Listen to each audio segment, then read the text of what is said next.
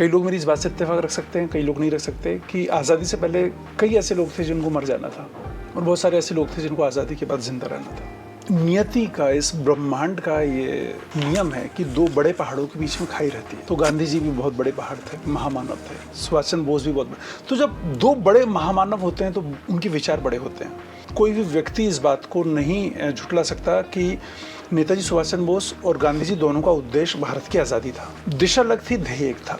नेताजी सुभाष चंद्र बोस का एक कथन है कि ध्येय का जो रिश्ता होता है वो रक्त के रिश्ते से बड़ा होता है। जितनी रफ्तार से और बहुत कम समय में नेताजी सुभाष चंद्र बोस एक राष्ट्रीय नेता के रूप में स्थान बन गया था राष्ट्रीय राजनीति में, गांधी जी की विचारधारा के सामने एक बहुत बड़ा और मजबूत विकल्प के रूप में आ गया था।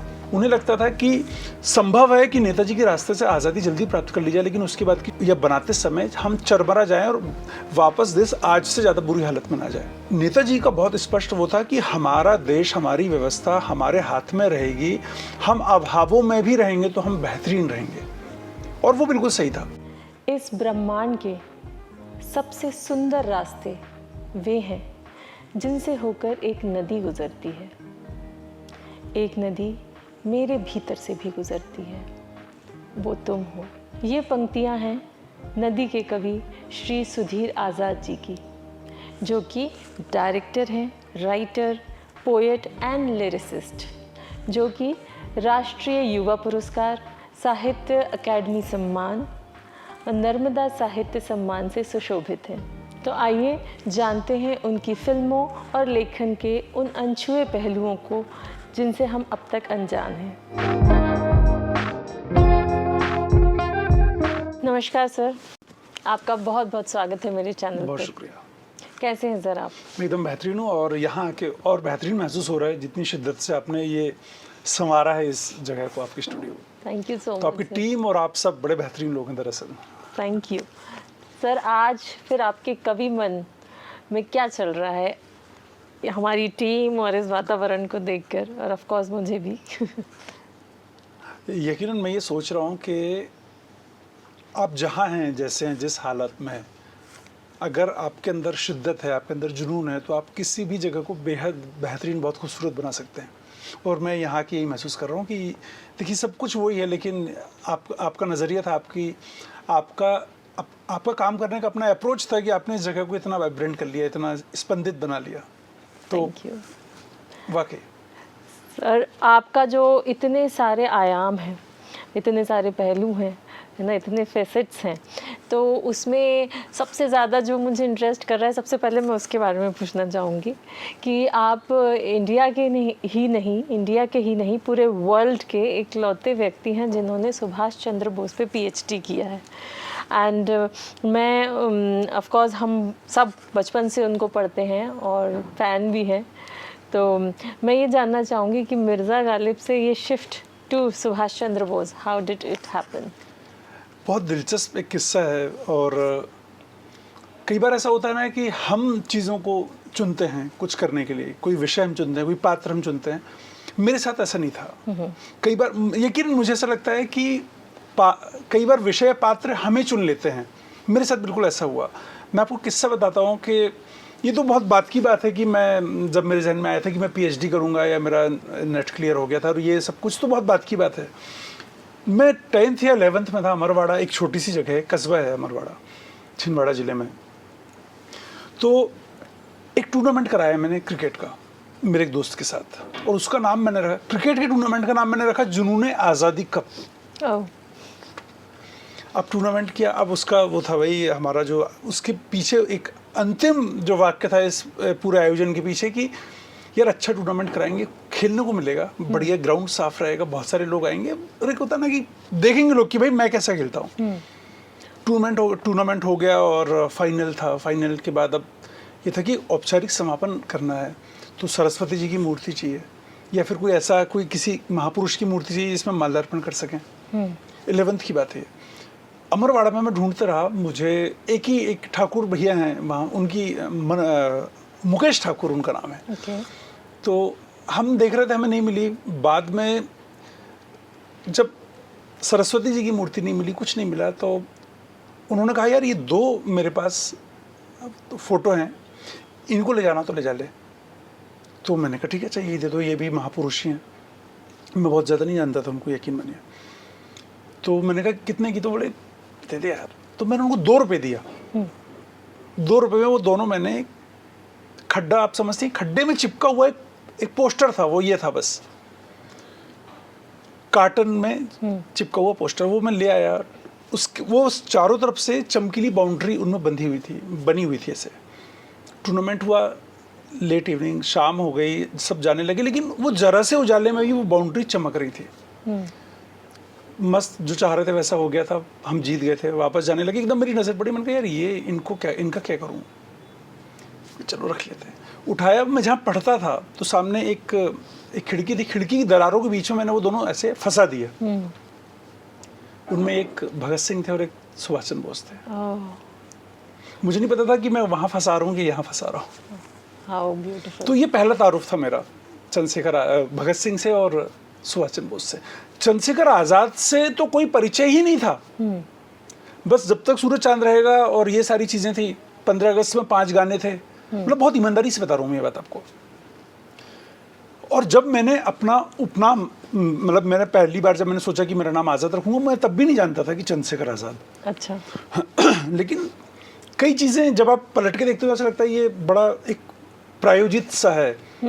आपको जिस तरफ जाना होता है, चीज़ें अपने आप आपको वक्त या हादसे या घटनाएं या परिस्थितियां या स्थितियां या लोग, You can connect the dots now. हाँ, तो मुझे लगता है कि वो सब बड़ा सुनिश्चित सा पाथ था, वो मुझे समझ में नहीं आता था। समझ में नहीं आया। तो ऐसे करके ये मेरे साथ जुड़ गए। ओके।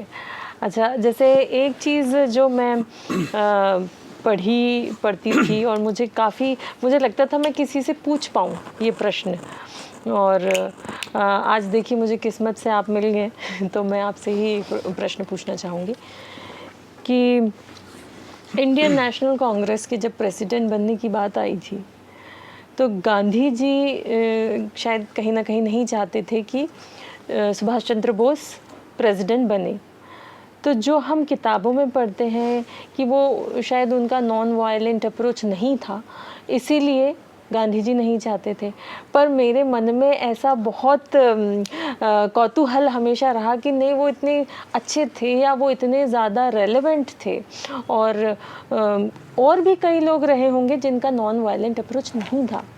तो इनको क्यों नहीं उन्होंने प्रेसिडेंट बनाने के वो पक्ष में थे, वो मैं जानना चाहती हूँ। देखिए, मैं दो बातें सबसे पहले कहूँगा। पहली चीज़ कि आपको पता है इस नियति का, इस ब्रह्मांड का ये एक नियम है कि 2 बड़े पहाड़ों के बीच में खाई रहती है।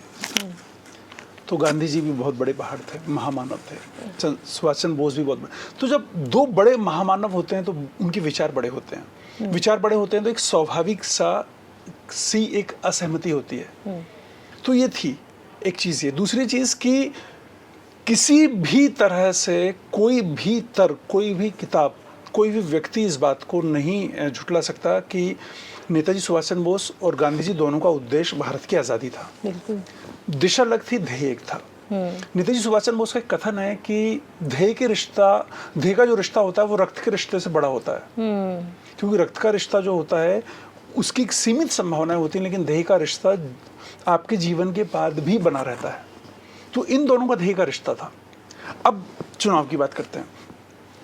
दरअसल उस समय जितनी रफ्तार से और बहुत कम समय में नेताजी सुभाष चंद्र बोस एक राष्ट्रीय नेता के रूप में उनका एक अपना स्थान बन गया था राष्ट्रीय राजनीति में, तो वो कहीं ना कहीं गांधी जी की विचारधारा के सामने एक बहुत बड़ा और मजबूत विकल्प के रूप में आ गया था।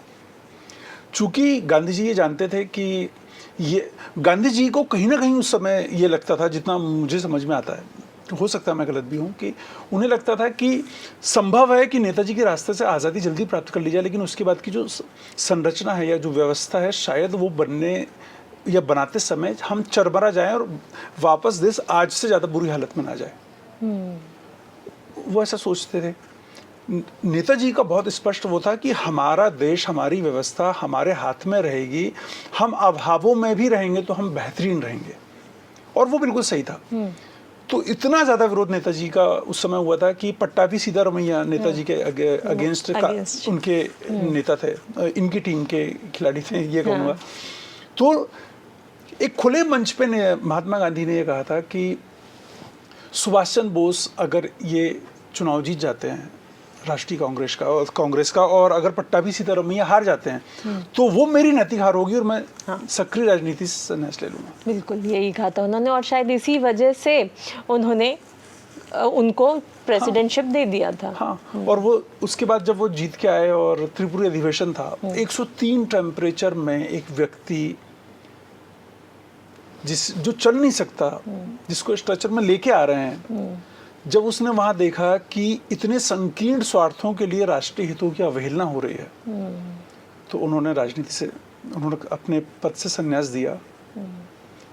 वो जो समय था, वो जो घटना थी, उस घटना का सबसे ज्यादा फायदा अगर किसी ने उठाया तो वो ब्रिटिश साम्राज्य ने उठाया, क्योंकि वो जानते थे कि महात्मा गांधी का प्रभाव क्या है भारत में। और जब वो ये समझ गए कि ये इनके प्रतिद्वंदी हैं या इनके विरोधी हैं नेताजी के, तो उन्होंने बिल्कुल एक 5-6 महीने के अंतराल में उनको हाउस अरेस्ट कर लिया। वो कारण बना नेताजी के यहाँ से बाहर जाने का। तो अंतिमतः जो मुझे लगता है वो ये कि सबसे बड़ा घाटा इसमें अगर किसी का हुआ तो वो हमारा हुआ, हिंदुस्तान का हुआ सबसे बड़ा घाटा। मैं हमेशा बहुत ईमानदारी से एक बात कहता हूँ, कई लोग मेरी इस बात से इत्तेफाक रख सकते हैं, कई लोग नहीं रख सकते, कि आज़ादी से पहले कई ऐसे लोग थे जिनको मर जाना था और बहुत सारे ऐसे लोग थे जिनको आज़ादी के बाद जिंदा रहना था, पर ऐसा हुआ नहीं। बहुत गहरी बात कह दी आपने। यकीनन ये लोग किसके लिए लड़ रहे थे? रानी लक्ष्मीबाई किसके लिए लड़ रही थी? खुदीराम बोस 19 साल का लड़का जय हिंद किसके लिए बोल रहा था? चंद्रशेखर आजाद ने ये कौन लोग थे भाई? किसी की दिशा, किसी की रफ्तार, उसके ध्येय और उसके उद्देश्य पे प्रश्न चिन्ह कभी नहीं लगा सकते। बिल्कुल। तो मुझे लगता है ये भगवान लोग थे। हमारा फर्ज है कि हम, मतलब मैं हिंदू हूँ, बहुत आस्थाएं हैं मेरी, लेकिन मैं कहता हूँ कि ये हमारे भगवान हैं जिनकी वजह से आज हम यहाँ बैठे हैं। आज हम और जो हम कह सकते हैं वो कह रहे हैं। कई लोग कहते हैं ये कैसी आज़ादी है, इनको लोग जानते ही नहीं है आज़ादी और गुलामी का मायना क्या है। एक बार जरा आप बाहर जाओ और वहाँ जय हिंद कहो, और तब आपको जब कोई टांग दे ऊपर, आज हम पूरी ज़मीन हमारा घर है, पूरा आसमान हमारा घर है, हम ज़मीन बिछा के आसमान ओढ़ के सो सकते हैं। सच बात है, सच बात है। सर, यहाँ पे मैं एक और उनके बारे में ये जानना चाहूँगी कि श्री अरबिंदो जी और सुभाष चंद्र बोस जी का कितना गहरा रिश्ता था और वो कैसा रिश्ता था? वो प्रेरणा थे। अरविंदो का दर्शन जो था वो नेताजी के लिए एक, हम कहते हैं ना, आत्मा की खुराक।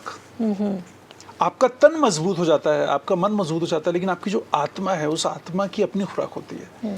वो दर्शन, वो विचार, वो शास्त्र, वो सिद्धांत, वो सब विचारों में अग्नि भरते हैं। अरविंदो का दर्शन नेताजी की विचारधारा की बहुत बुनियादी आधारशिला थी, बिल्कुल वैसी जैसी स्वामी विवेकानंद की थी। तो मैं इसको ऐसे देखता हूँ कि हम देखते रहे बहुत मजबूत एक इमारत बन गई, एक बुलंद इमारत बन गई, लेकिन उसकी ज़मीन, उसकी नींव के पत्थर क्या है?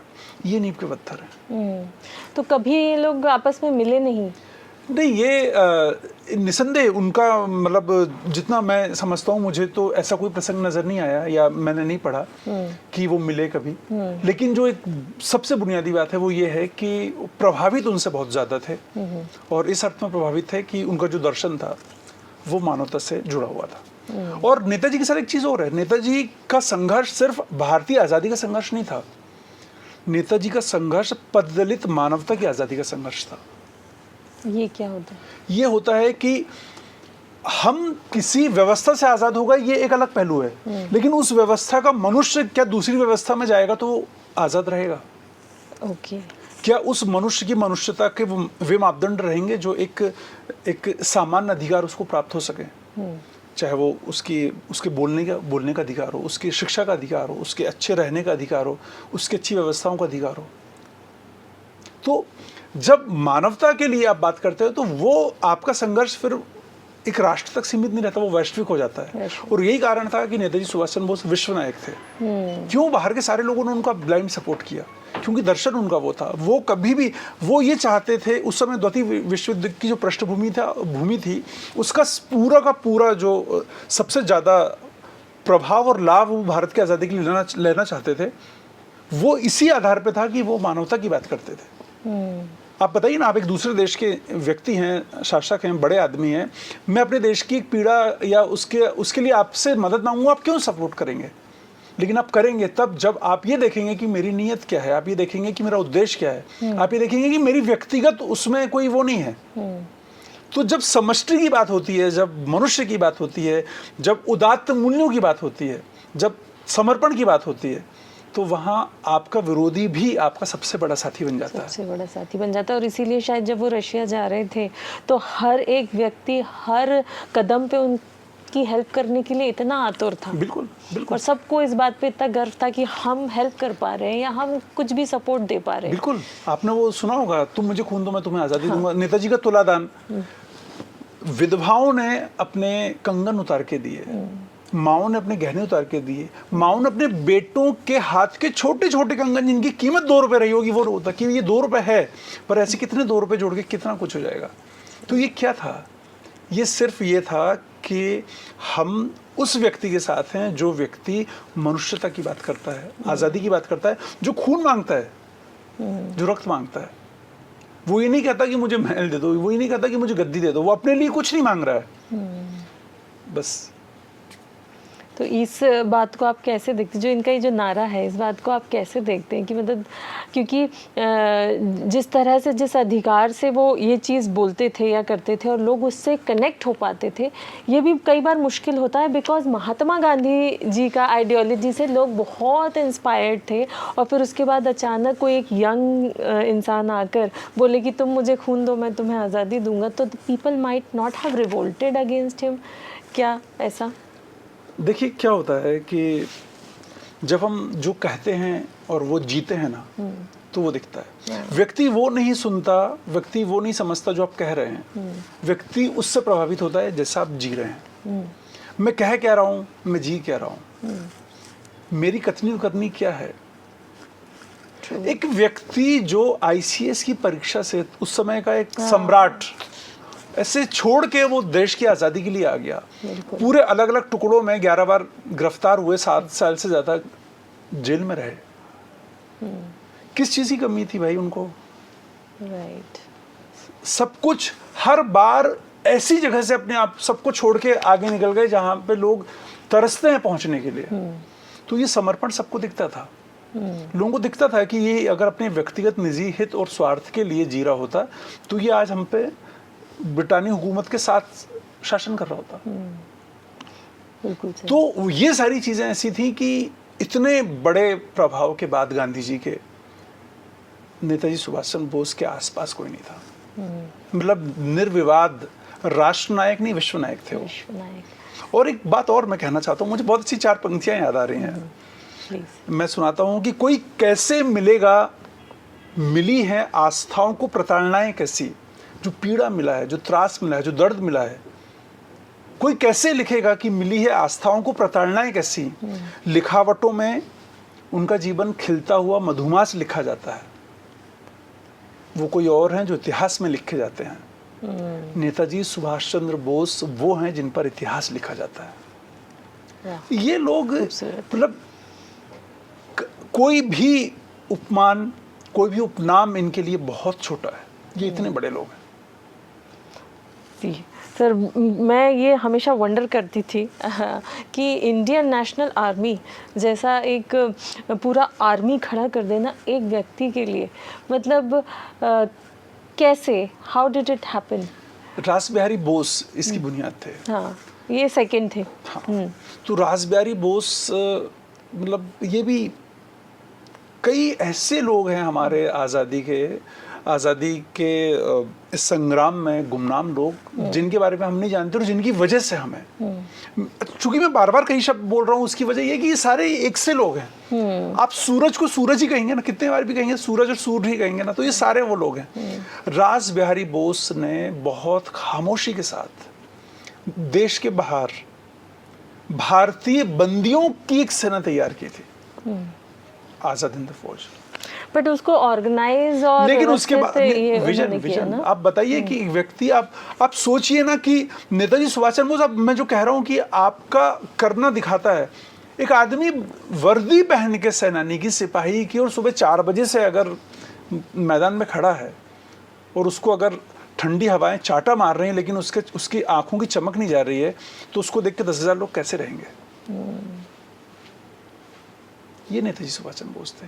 तो उनके लिए आज़ाद हिंद फौज नेताजी का करिश्मा था, दुनिया ये कहती है, निसंदेह था। लेकिन भैया मुझे ऐसा लगता है कि उनका सामर्थ्य इससे बहुत बड़ा था, मतलब ऐसा बहुत सारा काम कर सकते थे वो।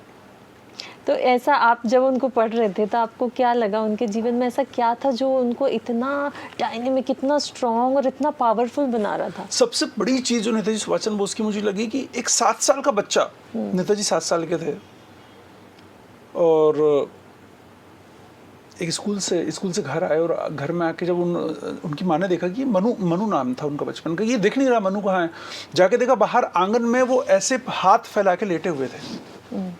तो माँ ने कहा क्या हुआ?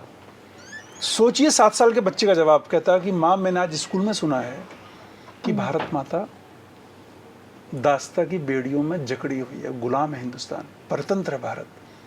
तो मैं ये अनुभूत करने की कोशिश कर रहा हूँ कि भारत माता को दर्द कितना हो रहा है। मतलब कई लोगों की बात करते समय आपका मस्तक गर्व से उठ जाता है और आपका हृदय आस्थाओं से झुक जाता है। इस समय मैं वैसे ही महसूस कर रहा हूँ, इस समय आप वैसा महसूस कर रही हैं, उस समय ये सब इस समय वैसे ही महसूस कर रहे हैं। 7 साल का बच्चा, सो इमोशनल। 17 साल का बच्चा जब 16 साल का बच्चा जब देखता है कि अंग्रेज का बहुत बड़ा अधिकारी भारत आ रहा है और लोग उसको सलामी दे रहे हैं, और उसके सामने से जब वो गुजरता पूरे लोग लाइन से सलामी दे रहे हैं और एक बच्चा उनको देखते रह जाता है, बस सलामी नहीं देता।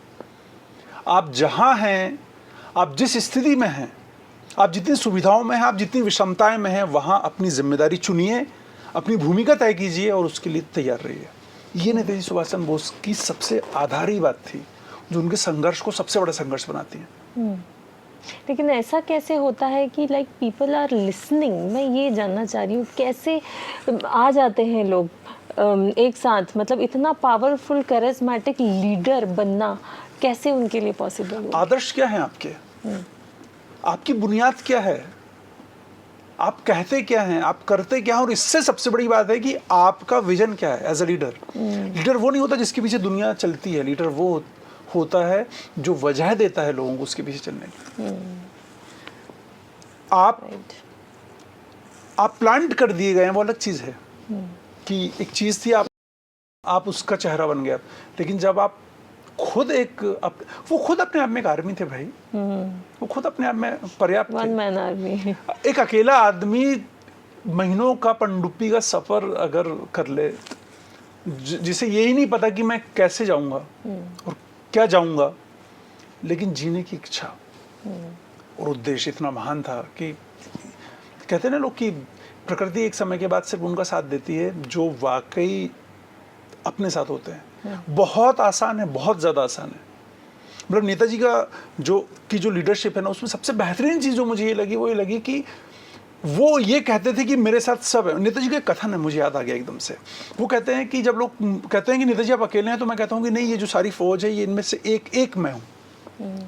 क्योंकि थोड़ी देर के बाद ये सब वैसा सोचेंगे, ये सब वैसा करेंगे जैसा मैं चाहता हूँ। उसकी वजह यह है कि मैं सही सोचता हूँ, और ये जानते हैं कि जब समर्पण की बात होगी तो सबसे पहले अगर कोई सामने होगा तो मैं हूँ। तो जब आपकी टीम को इस बात का एहसास हो कि भाई अच्छा कर रहे हैं तो आप सबका है, लेकिन गुनाह मेरा है, तो फिर ऐसे लीडर के लिए तो लोग मर जाएं। बिल्कुल। तो वो चीज़ थे वो उनका। मुझे वो एकलॉ चलो रे भी बहुत ही ज़्यादा इंस्पायर करता है। कमाल मतलब अद्भुत। फिर मुझे 4 पंक्तियां याद आ गई। देखिए, वो ये है कि अनुशासित, क्रमबद्ध, ये सब पारिभाषिक शब्द हैं। अनुशासित, क्रमबद्ध, पतझड़ से मधुमास बदलते देखा है। अनुशासित, क्रमबद्ध, पतझड़ से मधुमास बदलते देखा है। संयम के बल पर यौवन का विश्वास बदलते देखा है। और निस्वार्थ सेवा भावना से संसार बदलना क्या मुश्किल। हमने संकल्पों के बल पे युग का इतिहास बदलते देखा है। तो ये कौन थे बदलने वाले? ये नेताजी सुभाष चंद्र बोस थे। मतलब सच कहता हूँ, उनको जितना पढ़ते जा रहा था ऐसा लग रहा था कि उनको जी रहे हो आप जैसे। महामानव। तो सर उनकी मृत्यु से रिलेटेड इतना रहस्य क्यों है और इतने ज़्यादा थ्योरीज हैं, तो आपने जब इस चीज़ को पढ़ा होगा तो आप भी एक कंक्लूजन पे पहुंच पाए होंगे। मैं निसंदेह पहुंचा, और कई बार आपकी जो शैक्षणिक प्रतिबद्धता है वो रोक लेती है विषय से आगे बढ़ने के लिए। क्योंकि मेरा विषय उन पे जितना हिंदी का साहित्य लिखा गया था उस पर काम करना था, तो मैं उस तरफ वैसे नहीं जा सकता था। लेकिन मैं गया और मैंने बात की, मैंने बहुत कोशिश की। ये धुआं बेवजह नहीं उठता कहीं से भी। कहीं अगर धुआं उठ रहा है तो बेवजह नहीं उठ। नेताजी सुभाष चंद्र बोस, नेताजी वाकई उस हादसे के बाद, मतलब मेरा व्यक्तिगत मानना है कि वो तो थे, लेकिन नेताजी की बेटी हैं अनीता पीकॉफ, उनका एक कथन है, और मैं ये भी समझता हूँ कि मतलब मुझे जो समझ में आता है या जो मैं महसूस कर पाता हूँ कि मुझे लगता है कि वो कथन उनका भावात्मक कथन था। उसकी तथ्यात्मकता मैं ये नहीं कहता कि नहीं थी, पर पता नहीं क्यों मैं थोड़ा सा ठहर जाता हूँ उसकी तथ्यात्मकता को प्रमाणित करने के लिए। उनका कथन है कि मेरी माँ के बाद मेरे पिता ही थे जो मेरे थे, और अगर वो जीवित होते तो वो मुझसे मिलने की कोशिश जरूर करते। तो ये बेटी का कथन है दरअसल। लेकिन ये ऐसे अजम्पशंस तो हैं कि उनको बाद में देखा गया। बिल्कुल हैं, और बहुत ठोस प्रमाणों के साथ हैं। इसमें भी कोई संदेह नहीं है। मुझे लगता है कि उस समय हमारी जो सरकारें थी, उन सरकारों का का अप्रोच यदि वाकई जिम्मेदारी से भरा होता, या इसके साथ साथ कि बहुत ईमानदारी से वो प्रयास करते, तो शायद चीज़ें अलग होती हैं। आप बताइए ना, ऐसी क्या वजह थी कि 50 साल 60 साल लग गए हमको नेताजी से जुड़ी हुई फाइलों को डिस्क्लोज करने के लिए, और उनमें भी वो फाइल्स जो अपेक्षाकृत उतनी अर्थ की नहीं थी, जो वाकई हैं वो तो नहीं हुई हैं।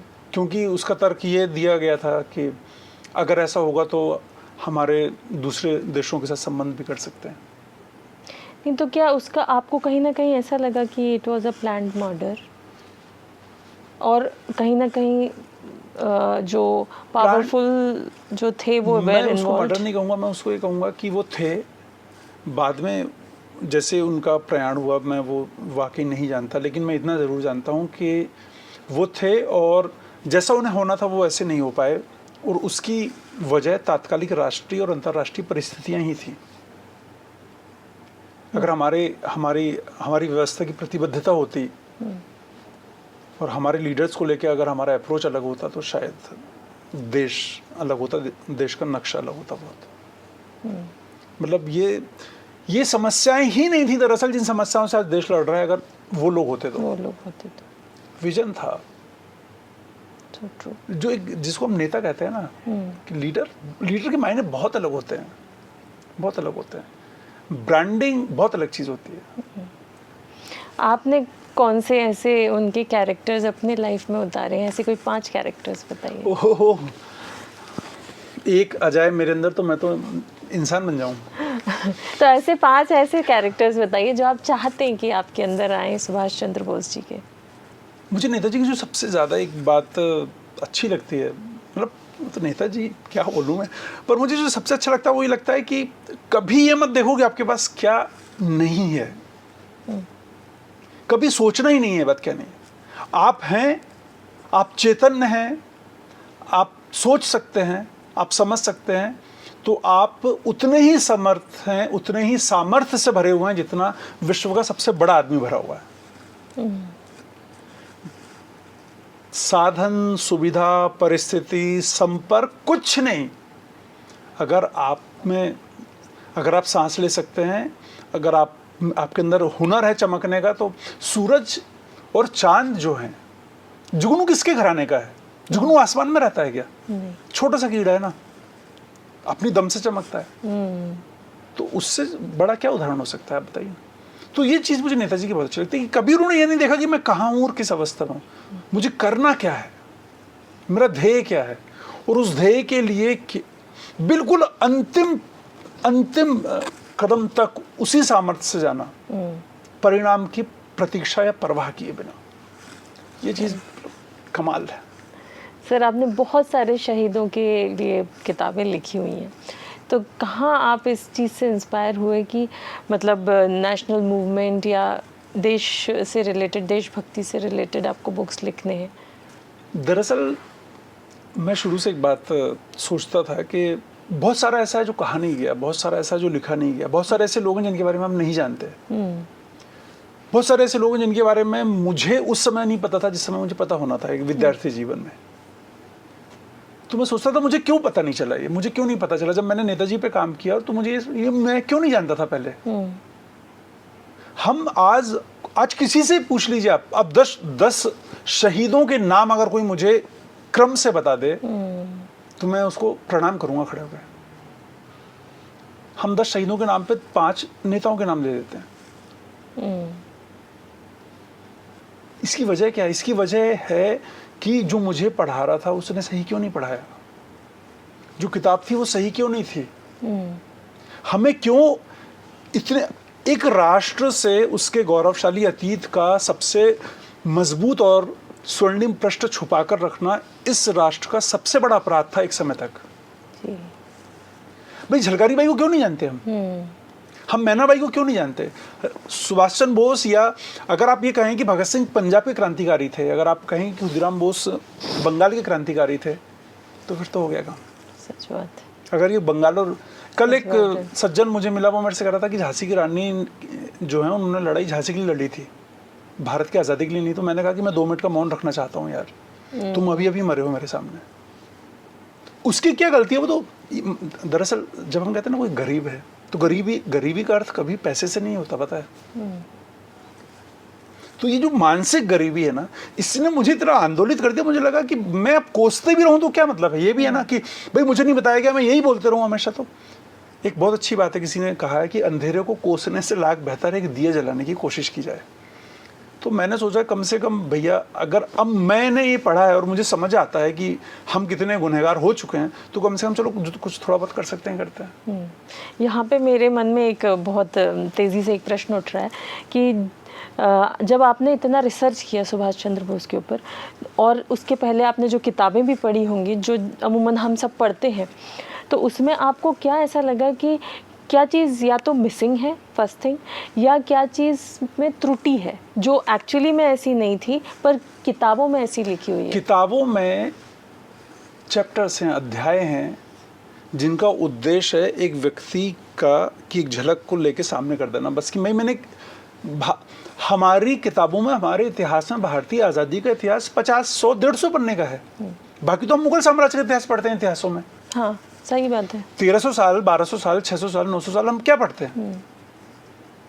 अलग अलग डायनेस्टीज पढ़ते हैं कि 100 साल इसका, 80 साल इसका। नंबर आज़ादी का इतिहास क्या वाकई में 15-20। हैरत होगी आपको ये जान के कि 1857 का पहला जो स्वाधीनता समर था 3 से 4 पेजेस में इतिहास में समेट गया हमारी उन किताबों में, जिन किताबों को पढ़ के मैं बड़ा हुआ हूँ। मीरठ से शुरू हुआ, इधर बिल्कुल यही रहता है। सच बात है। क्यों नहीं थी झलकारी बाई? क्यों नहीं बताया गया लक्ष्मीबाई के बारे में? तात्या टोपे के बारे में क्यों नहीं बताया गया? राइट। तो दरअसल जो एक पद दलित मानसिकता में पैरों से रूंधी हुई सोच जो आपको गौरव का अनुभव नहीं होने देती। मैं कभी ये नहीं कहता कि हमको हमारे गौरवशाली अतीत में डूबा रहना चाहिए, पर वो जड़ है भाई, जड़ से ही तो हम लेंगे ना। एक पौधा है, एक पेड़ है, एक पेड़ जड़ों से मजबूत होता है, अपना तना मजबूत करता है। तना वर्तमान है और भविष्य क्या है, वो जो बढ़ रहा है। तो अगर हम अपने अतीत के इतने गौरवशाली पृष्ठ से दूर हो जाएंगे, अनजान रहेंगे, हम जानेंगे ही नहीं हमारे हीरो कौन है। हमारे हीरो खैर नहीं, लेकिन हमारे हीरो तो यही हैं। और बिल्कुल भगवान है भाई।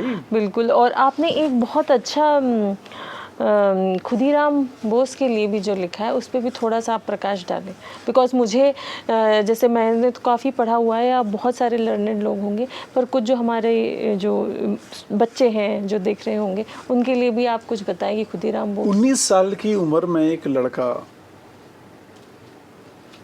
ये सोचता है कि एक बिल्कुल गरीब परिवार का, कमज़ोर निर्धन परिवार का लड़का, वो ये सोचता है कि देश इस अवस्था में क्यों है। और वो संघर्ष के एक दिशा में चलता है, और 19 साल की अवस्था में जब वो गिरफ्तार होता है तो उसको फांसी दे दी जाती है। विश्व इतिहास का पहला व्यक्ति जो बच्चा था और इतनी कम आयु में जिसको फांसी दी गई। खुदीराम बोस के बारे में हम मतलब आप तो सर्च कर लीजिए, आपको अगर एक तस्वीर से दूसरी मिल जाए तो कितना लिखा गया है ये सर्च कर लीजिए। मुश्किल से एक पैरा से ज्यादा नहीं मुझे होता। पता ही नहीं था कि जो मैंने जो किताब लिखी है वो मेरी पहली किताब है उन पे लिखी हुई। ये मैं गर्व से नहीं कह रहा हूँ, ये मैं शर्म से कह रहा हूँ। मतलब क्या वाकई हमें हक है कि हम इस आज़ाद राष्ट्र में बैठ के इतनी गर्व से बातें करते रहें, अगर हम इन लोगों को नहीं जानते तो। सच बात है। करतार सिंह सराभा, शेर सिंध हेमू कालानी, भगत सिंह, चंद्रशेखर आज़ाद, अशफाक उल्ला खान, राम प्रसाद बिस्मिल, ये कौन लोग हैं भाई? सीरियसली, एंड सब के बारे में इतना मैं तो जितना किताबें पढ़ी है, जहाँ तक मैं एक पैराग्राफ से ज़्यादा, even if you want to know तो आप कुछ और एक्स्ट्रा नहीं जान पाते हैं। फिर तो पीएचडी करना एक ऑप्शन रहता है, but then it's not possible. मुझे लगता है हर बच्चे को ये पता होना चाहिए, एंड टेक्स्ट बुक्स में इनका बहुत ज़्यादा डिस्क्रिप्शन ऐड किया जाना चाहिए, बहुत आई बिलीव बहुत ज़रूरी है। और जब हम पाठ्यक्रम की बात करते हैं, आप संभवतः जानती होंगी, सारे लोग जानते होंगे कि जब अंग्रेज़ों को इस बात का अनुभव हुआ बीच में आने के बाद 1800-1900 के दरमियान कि भाई इस देश को गुलाम बनाए रखने के लिए सबसे ज़्यादा ज़रूरी है कि यहाँ की संस्कृति और शिक्षा पर अतिक्रमण किया जाना चाहिए, तो उन्होंने वही चीज़ किया। उन्होंने पूरा मैकॉले ये वो सब, यही अभी तक मेरे ख्याल से सब वही चल रहा है। हमारे जो तौर तरीके थे, हमारे जो सिद्धांत थे, हमारे जो आदर्श थे शिक्षा के, आज पूरे देश के लोग वैसा पालन कर रहे हैं। मैं 15-16 साल मैंने पढ़ाई भी, मैं जानता हूँ, और हम वो हो गए खोखले, उथले, हल्के, एक ऐसी व्यवस्था के मारे हुए लोग जो बहुत बड़ा आंगन, बहुत बड़ा घर, बहुत सारे रिश्ते, बहुत सारे अपने, बहुत सारी जिंदगी छोड़ के शहरों में माचिस के डिब्बों में रह रहे हैं। ये हादसा है। So true. और हादसा ये नहीं कि हादसा हो गया, हादसा ये है कि लोग खामोश हैं, किसी को मतलब ही नहीं है। इतना आत्मकेंद्रण हो गया है, इतना आत्मकेंद्रण हो गया है कि बहुत ज्यादा आत्मकेंद्रित हो गए हैं। मतलब हर कोई चाहता है कि परिवर्तन हो, हर कोई चाहता है कि आज भी सुभाष चंद्र बोस हो, हर कोई चाहता है आज भी भगत सिंह हो, पर पड़ोसी के घर, क्योंकि मेरे बच्चे को तो आईएएस बनाना है, मेरे बच्चे को तो कलेक्टर बनाना है, मेरे बच्चे को डॉक्टर बनाना है। लेकिन हाँ, परिवर्तन के लिए एक चाहिए बड़ा आदमी, एक शहीद चाहिए, एक भगत सिंह होना चाहिए, वो पड़ोस के घर में होना चाहिए। धन्य है वो माताएं और वो बाप जो जिनके घरों में ऐसे वीर पुत्र जन्म लेते हैं। मुझे याद है, मैं पिछले साल की बात है जब शहीद दिवस था और बड़ा एक कार्यक्रम था, तो उसमें जो भी हमारे शहीद जवान थे उनके फादर, मदर्स और उनका छोटा छोटा सा एक स्पीच या उनकी भावनाएं व्यक्त करने के लिए उनको मंच पे बुलाया जा रहा था, और वो अपनी बात कह रहे थे। And me being a mother, you know, अभी टू अ 6 year old, मैं आई कुड फील, मतलब हम एग्जैक्टली नहीं फील कर सकते, बट एक वो एहसास कि मतलब मेरे बच्चा अगर गिर जाए तो मुझे कितना तकलीफ़ होता है, और वहाँ एक जवान खूबसूरत बच्चा, और वो जिस गर्व से बात करते हैं कि उनको ये खाने में पसंद था, या उन्होंने वहाँ से मुझे सीमा से फ़ोन किया तो ऐसा बोला, मतलब मुझे पावर दिया। द फादर इज सेइंग कि मुझे ऐसी शक्ति दी कि अरे पापा ऐसा नहीं वैसा नहीं, मतलब the way they were telling, मतलब हमारा दिल। और आप ये सच बोल रहे हैं कि हम कहीं ना कहीं सोचते हैं, मैंने भी उस वक्त सोचा क्या मैं इनकी जगह अपने आप को कभी ला पाऊँगी, क्या मैं उतनी शक्तिशाली माँ कभी बन सकती हूँ। एंड ये वाकई में सोचने वाला विषय है जो आपने कहा कि हम चाहते हैं पड़ोसी के घर में हो। और बहुत मुश्किल है ये कहना कि हमारे घर में हो, पर देश तभी देश बनेगा जब हम ये सोचना शुरू कर दें कि नहीं, हमारे घर में नहीं, मेरा ही बेटा होगा वो। बिल्कुल। और एक चीज़ और मैं आपको इसी संदर्भ से जोड़ के बताता हूँ। चंद्रशेखर आज़ाद की माँ के साथ क्या किया देश ने? अपने जीवन के अंतिम दिनों में जंगल से फल फूल इकट्ठा करके खाती थी, एक झोपड़े में रहती थी, और कब सिधार गई वो स्वर्ग पता ही नहीं चला। ये हमारी व्यवस्था थी। ये वो किसके लिए शहीद हुए थे भाई? हमारी व्यवस्था ने चंद्रशेखर आज़ाद की मूर्ति भावरा के चौराहे पे लगाने से इनकार कर दिया, और जब वो माँ लेके वो मूर्ति भागी कि कम से कम मेरी बेटी की मूर्ति ना हो, वो मूर्ति खंडित हो गई। कौन सी माँ सोचेगी कि उसका बेटा सेना में जाए? हम क्या करते हैं? हमने क्या किया है? कई बार लगता है कि इतना असंवेदनशील कैसे हो सकता है कोई? एक मनुष्यता के नाते हमारी जिम्मेदारी, हम किन के लिए कर रहे हैं? हम एहसान नहीं कर रहे हैं किसी के लिए, हम कोई परोपकार के लिए नहीं कर रहे। अरे हम उसके लिए करने का सोच रहे हैं जिसके बेटे ने हमारे लिए करके चला गया सब। हम उसके लिए सोच रहे हैं। हम तो ये आजकल ज्ञान देते हैं कि अपने माता पिता की सेवा करो, ये करो, वो करो, जो कि कितना छोटा है चीज़, वो तो सबके लिए कर गए। अगर वो अपनी माँ, चंद्रशेखर आज़ाद के एक दोस्त थे, उनका नाम मुझे याद नहीं आ रहा है। आज सुबह ही मैंने ये प्रसंग लिखा है, मैं उन पे जो किताब लिख रहा हूँ उस पर, कि उन्होंने कहा कि तेरी माँ बहुत बीमार रहती है यार, बहुत बूढ़ी हो गई है, तू ऐसे रहता है आज़ाद, कुछ कर। तो उन्होंने कहा कि अगर मैं मर गया तो मेरी माँ को गोली मार देना। अच्छा। बोले तुझे मेरी माँ की परिस्थिति दिखती है, मुझे भारत माता की परिस्थिति दिखती है। ओह। ये आदर्श क्या है? ये डायलॉग्स नहीं है कि हम जहाँ से खड़े होते हैं लाइन वहाँ से शुरू हो जाती है। ये डायलॉग्स नहीं है, ये फिल्म नहीं है, ये जिया है उन लोगों ने। और ये लोग कहते हैं ना, कोई भी राष्ट्र तब तक बड़ा नहीं हो सकता जब तक वो अपने अतीत को याद न रखे। हम अगर आज हैं तो उसकी वजह से हैं, हम कल अगर रहेंगे तो उसी की वजह से रहेंगे। चाहे हमारी संस्कृति हो, हमारा दर्शन हो, हमारे लोग हों, उनके सिद्धांत हों, उनके आदर्श हों।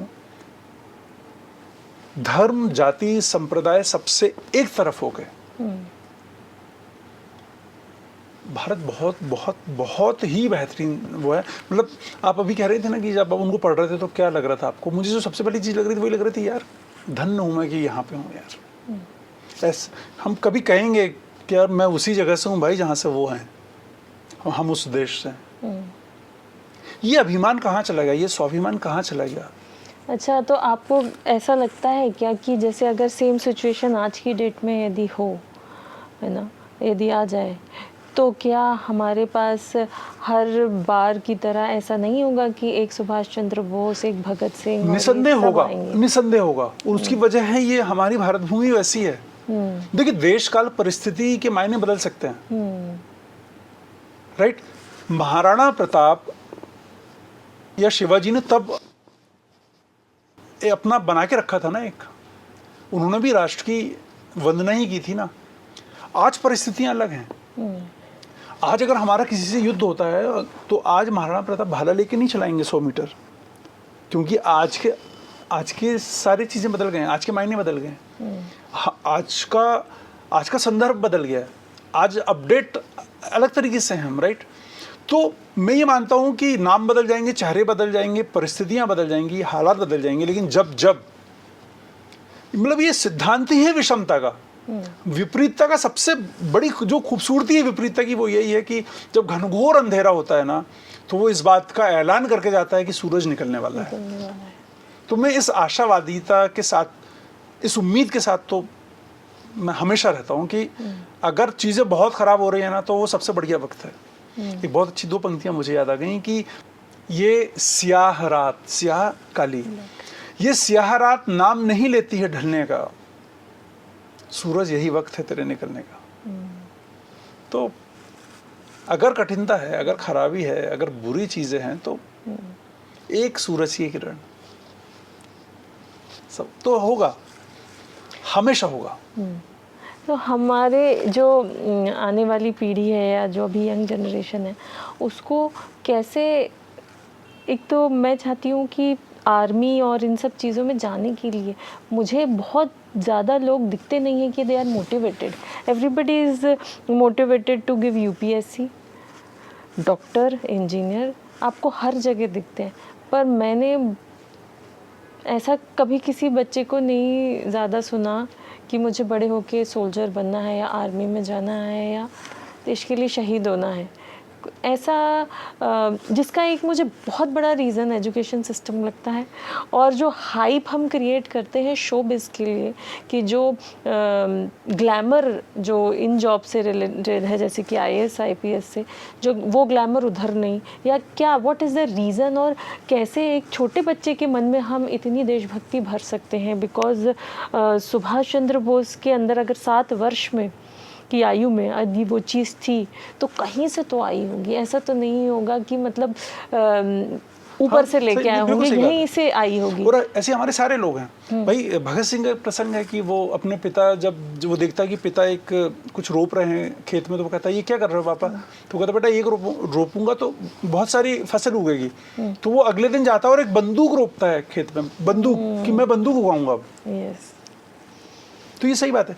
आपको पता है शिक्षा व्यवस्था या ग्लैमर, इन सबसे परे इसका सबसे बुनियादी रीजन क्या है?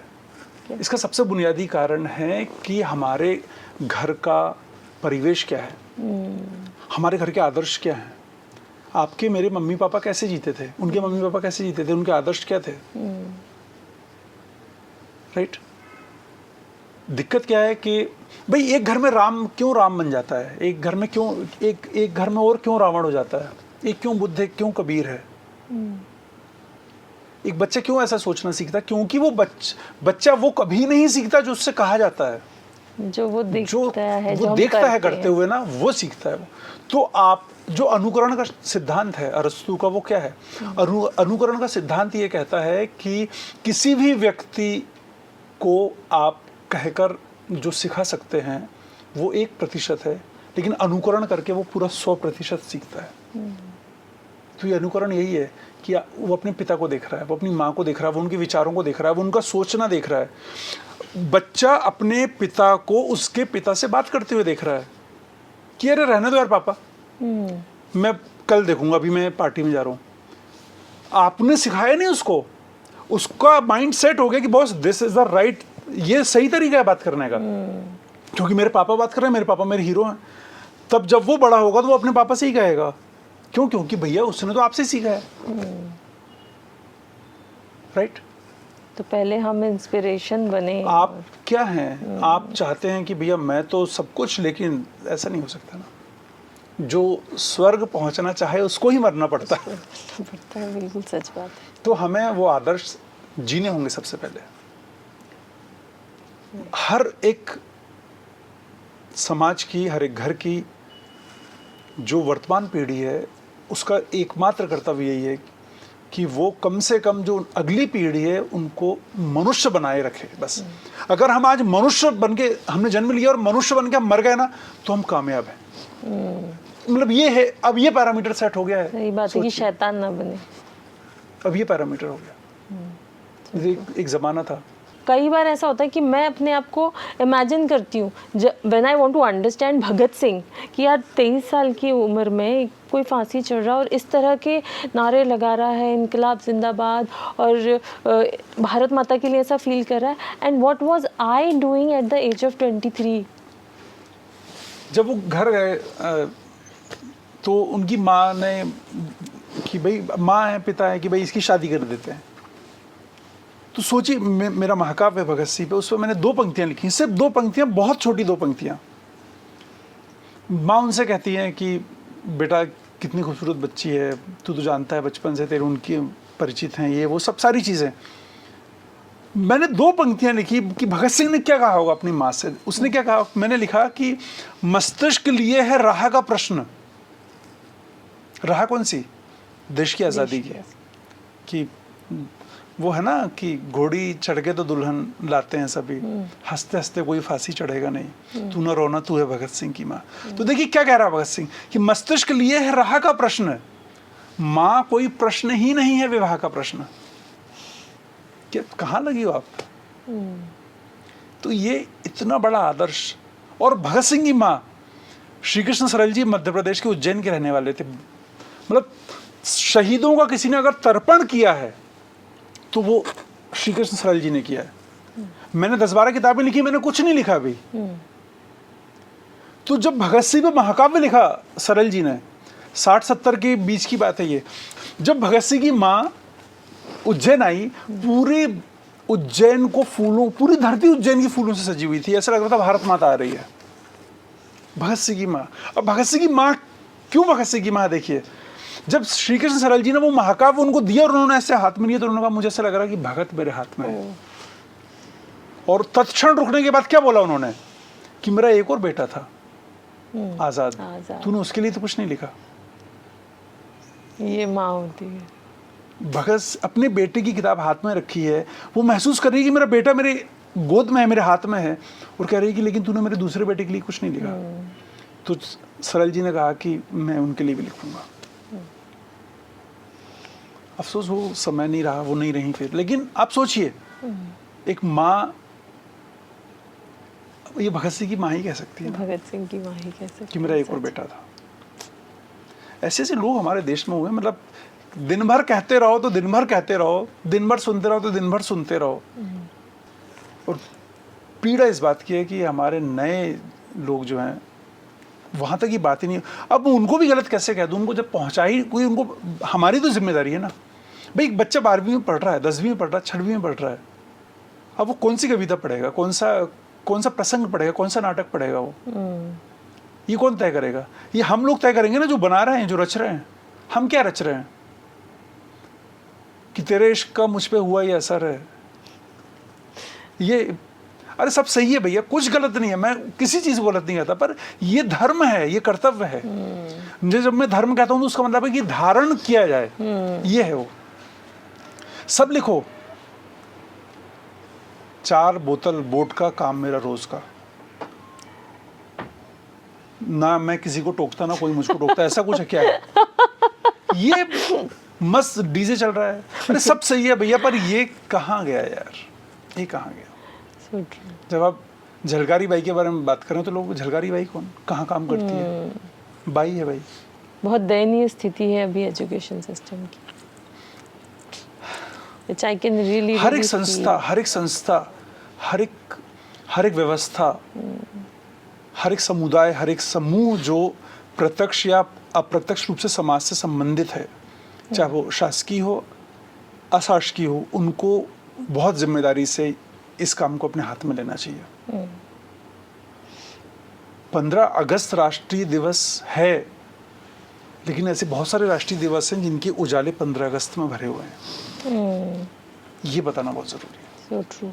23 मार्च 15 अगस्त से छोटा नहीं है। 18 तारीख ये जो आ रही है, 18 जून, क्या है ये? महारानी लक्ष्मीबाई का बलिदान दिवस है। 8 साल के बच्चे को पीठ में बांध के 30 फीट से मां कूद रही है भाई। तलवार कोई सामने से पर थोड़ी चलाते हैं दुश्मन, क्या उसके बच्चे को तलवार नहीं मार सकते थे लोग?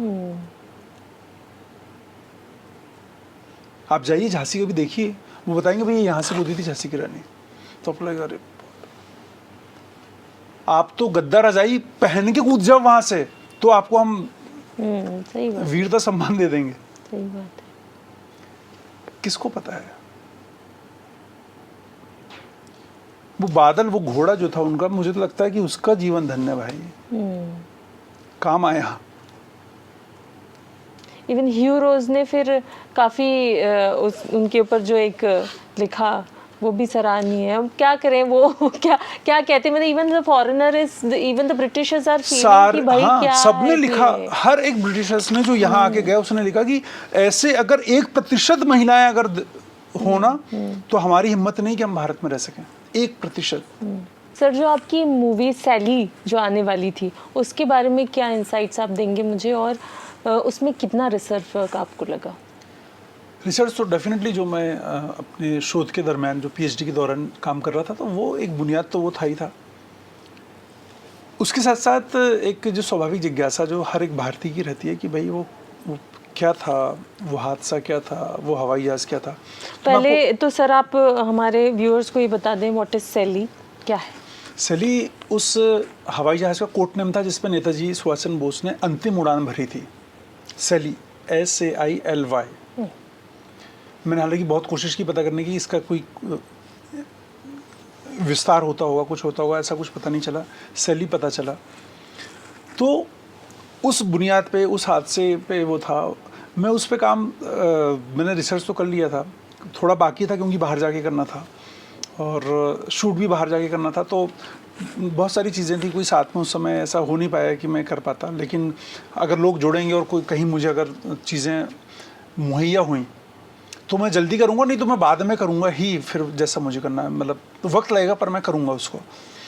तो उसका जो सबसे बड़ी चीज़ है उसमें ये थी कि भाई एक हवाई जहाज़ उड़ता है, हादसा होता है, हवाई जहाज़ में 2 लोग हैं, एक आदमी इतनी बुरी तरह जला कि वो मिला ही नहीं, मतलब लगभग नहीं के बराबर मिला, और एक दूसरा आदमी जिसको खरोच जैसी चोटें आई। तो ये कैसा हादसा था? तो ये अपने आप में एक बड़ा सवाल था, और इस बात ने मुझे सबसे ज़्यादा आंदोलित किया कि ये फिल्म आनी चाहिए। तो तत्कालिक सरकार ने क्या किया? देखिए आज भी क्या हालात हैं, तब जो हुआ उसी की वजह से तो आज तक वो चीज़ ऐसी रहस्य बनी हुई है, या वो एक इतने बड़े महान राष्ट्रनायक का इतना बड़ा जीवन जो है वो लगभग भुलाया जा चुका है, लगभग छुपा हुआ है। अगर उस समय हमारी अप्रोच अलग होती, उस समय अगर हमने कोशिश की होती बहुत सकारात्मक और बहुत ईमानदारी से, तो शायद ये गुत्थी कब की सुलझ जाती। तो ऐसे कोई साक्ष्य नहीं मिले कि किसी तरह का इन्वेस्टिगेशन हुआ होगा या कुछ? सब कागज़ पे सब कागज़ पे। देखिए आप बहुत सारी योजना बना लें, बहुत सारा इरादा कर लें, बात है कि ज़मीन पे क्या हुआ। 1991 संभवतः, अगर मैं सही बोल रहा हूँ तारीख, तो अगर इस साल आप सोच रहे हैं कि नेताजी सुभाष चंद्र बोस को भारत रत्न दिया जाना चाहिए। सो लेट 1991 ऐसे राष्ट्र की आराधना करनी चाहिए। ये कई चीज़ें बहुत निराश करती हैं। तो आपने क्या आफ्टर मैथ ऐसे पूछा किसी से कि मतलब, या किसी को आपने इंटरव्यू किया, या आपने? नहीं, मैंने बहुत कोशिश की, लोग उपलब्ध ही नहीं होते। अच्छा। लोग वक्त ही नहीं देते। वो विषय ही ऐसा था, मतलब कि बारूद है वो तो ना, कौन टच करेगा। ये तो चलिए ठीक है, Bhopal gas tragedy, Bhopal gas त्रासदी पर फिल्म बनाने के लिए मुझे कभी यहाँ पे मैंने कई मरतबा अलग अलग तरीके से कोशिश की, लेकिन लोग उसको टच ही नहीं करना चाहते। अब उसका कोई भी अलग अलग कारण हो सकते हैं। तो जब भोपाल गैस ट्रेजेडी के लिए आपने भी इतना रिसर्च किया और उसके लिए आपने डॉक्यूमेंट्री भी बनाई है, आपको क्या लग रहा है कि कहाँ जस्टिस मिलने में कहाँ एक फ्लॉ रह गया है? क्यों ऐसा हुआ कि जस्टिस डिले ही हो गया, कि कभी मिला ही नहीं? ऐसा क्यों हुआ? देखिए मैं आपको बताऊँ, मैं थोड़ा पहले से बताता हूँ। एक ऐसी जगह पे जहाँ पे अपेक्षाकृत समृद्ध लोग नहीं रहते, एक ऐसा तबका रहता है जो निम्न मध्यम वर्गीय परिवार का है। आपने ऐसी रिहायशी जगह पे एक ऐसी फैक्ट्री लगाने का आदेश दे दिया जो आपको पता ही नहीं है कि क्या क्या बनाता है। भाई आप आज किसी को किराएदार रखेंगे तो आप पूछेंगे ना आप क्या करते हैं, क्या बनाते हैं। वो कहेगा भैया मैं इत्र बेचता हूँ, भैया मैं मदारी हूँ, यहाँ सांप रखता हूँ। हमने इतना जहरीला केमिकल बनाने की फैक्ट्री रिहायशी इलाके में बीच में कैसे दे दी? पहली बात सही। दूसरी बात कि उसकी जो सुरक्षा मापदंड थे उसको लेके वो कभी सक्रिय नहीं रहे, कभी वो अप टू द मार्क नहीं रहे। उसकी वजह क्या थी? उसकी वजह ये थी कि हमारा लचीला अप्रोच था, कि उनको पता था कि भाई आइए देख लीजिए, अच्छा हो गया, वो जैसा होता है। अब हादसे की बात, आप मुझे ये बताइए कि इससे पहले 2 बार ये चीज़ हो गई थी। अगर उस बात को गंभीरता से लिया जाता तो ये चीज़ ही नहीं होती। अगर ये हादसा उस जगह की बजाय किसी ऐसी जगह पे होता जहाँ समृद्धशाली लोग रहते हैं, तो शायद आज भोपाल गैस त्रासदी के मायने बहुत अलग होते हैं। वो जो भी लोग वहाँ रहते थे वो इतने अपेक्षाकृत आर्थिक रूप से कमज़ोर थे कि कुछ फाइट ही नहीं कर पाए क्या फाइट, अपने राइट्स। वो बुनियादी चीज़ों को फाइट कर रहे थे। वो पुनर्वास की बात कर रहे थे, वो चिकित्सा की बात कर रहे थे। पुनर्वास और चिकित्सा की बात करते करते उनकी दूसरी पीढ़ी भी विकृत और विकलांग पैदा हो गई। हादसा वो नहीं था जो 84 का हुआ था, उसके बाद जो अभी जो बच्चे पैदा हो रहे हैं वो हादसा है। भोपाल गैस ट्रेजेडी पे जो मेरी डॉक्यूमेंट्री है उसका नाम है tank number 610, tank number E610। तो 610, 611 और 612 ये 3 टैंक थे जिसमें MIC थी। तो 610 से MIC रिसी थी, तो उस नाम से ये फिल्म है, टैंक नंबर E610।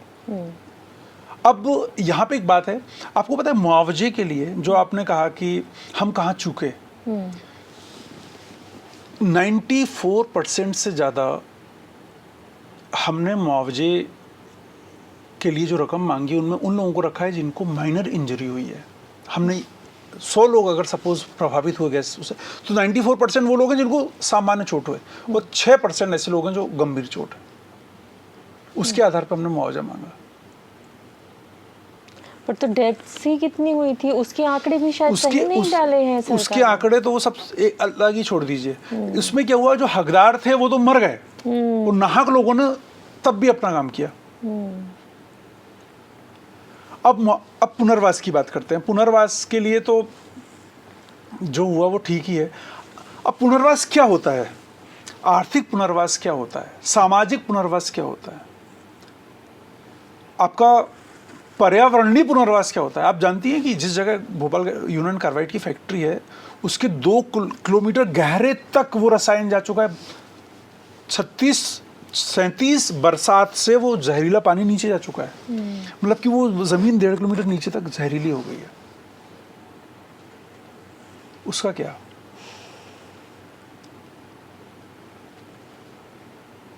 तो उसके लिए सरकार कुछ नहीं कर रही है।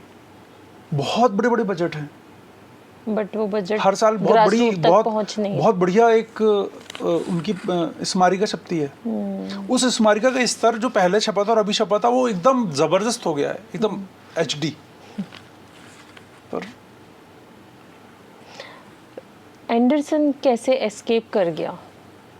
हमारी व्यवस्था, हमारे अप्रोच। तो कौन लोग ऐसे किनके वेस्टेड इंटरेस्ट थे? हमारी व्यवस्था, तत्कालीन जो व्यवस्था थी वो अपेक्षाकृत, मुझे ऐसा लगता है कि वो ये समझती थी कि अमेरिका, तो उनके अंदर वो सामर्थ्य नहीं था शायद कि वो उस बात को कि वो उनको जाने देते या उनको रोक लेते, या फिर वजह कुछ और थी?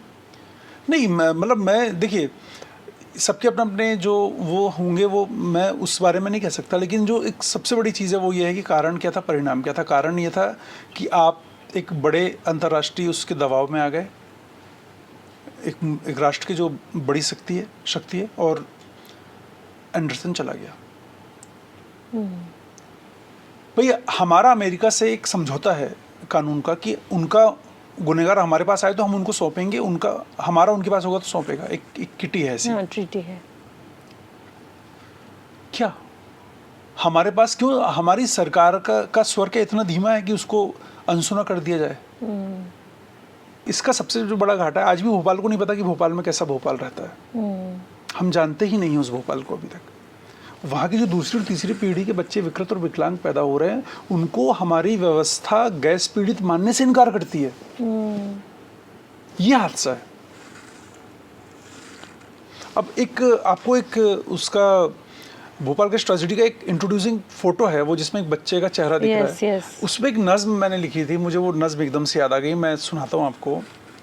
वो नज्म है कि पापा उठाओ ना मुझे, मिट्टी गड़ती है बहुत। पापा उठाओ ना मुझे, मिट्टी गड़ती है बहुत, माँ की गोद में नरमी है, वहाँ जाना है। किसी भी हादसे का सबसे दुखद और दर्दनाक चित्र किसी बच्चे का मरना होता है।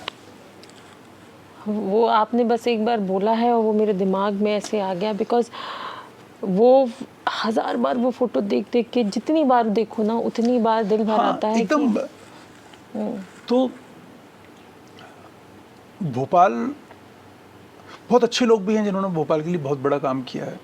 अब्दुल जब्बार साहब उसमें एक हैं, जिंदगी खपा दी अपनी, सब कर दी।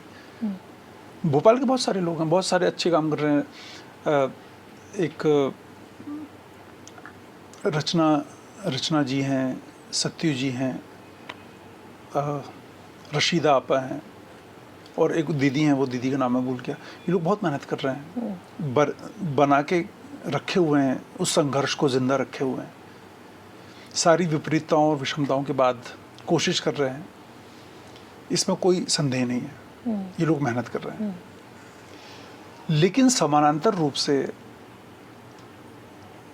उस हादसे के साथ भोपाल को जैसे खड़ा रहना था ना, मुझे लगता है भोपाल वैसा खड़ा नहीं है।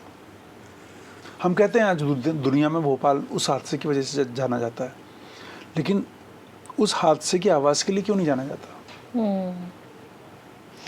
40 साल होने वाले हैं और उसका 84, सही बात है, देखिए।